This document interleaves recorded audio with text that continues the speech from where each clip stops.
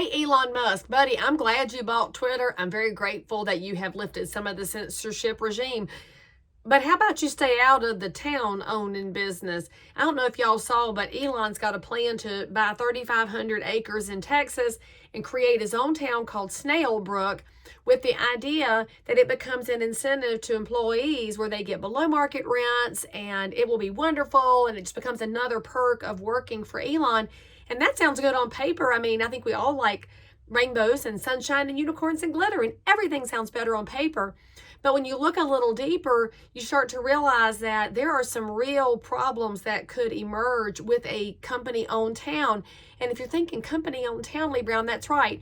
If you don't live near the Appalachian Mountains, which I do, you might have seen some of these documentaries on PBS or read it in your history books if you ever got that far in history, because sometimes you just stop at the Civil War. But if you look at the history of these coal towns, it's not a pretty picture, because the coal companies came into the Appalachian Mountains, and you can see all of this history and how it's played out generationally. They owned the houses, they owned the stores, they owned the jobs, they owned the police force. It was private police, it was private everything. And if you were a coal miner and you went to work, you would come home and you would get paid, but your money would go right back to the company because you had to pay rent on that company-owned house, and you had to pay for the company-owned items at the general store.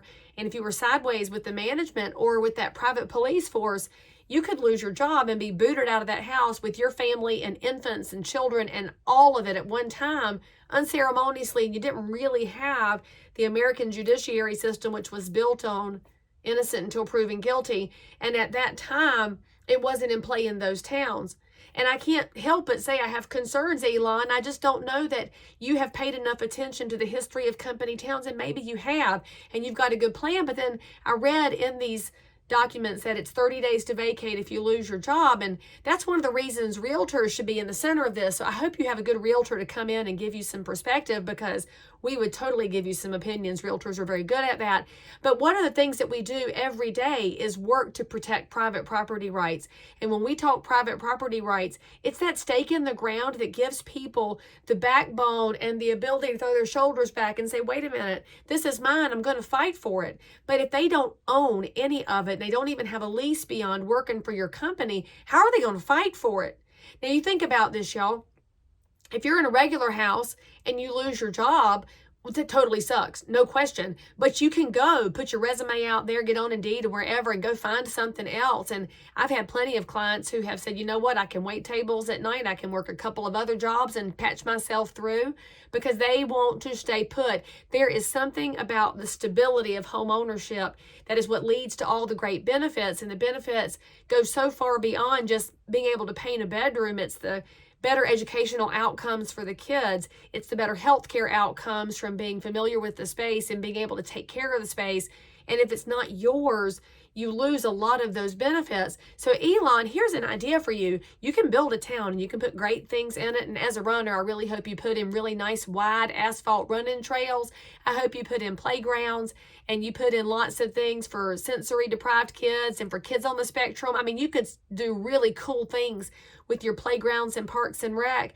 And if you wanted to, you could do some down payment assistance for your employees. But how about you let them have those properties deeded so they can pay for it? Because I'll tell you something, a person who is empowered in their home is going to be your best employee as well. They'll probably stay put out of loyalty and not just because it's a perk that's hanging on them like some golden handcuffs. So Elon, let's don't make Snailbrook into golden handcuffs. If you want to be a part of the housing solution and part of the housing crisis problems, we want you to be on board with us, because the realtors in every state are working to solve this, and we would welcome you and your dollars. And frankly, you're one of the most creative thinkers alive. So Elon, please come to the table with us. But let's don't recreate the company towns that destroyed coal miners' lives for generations.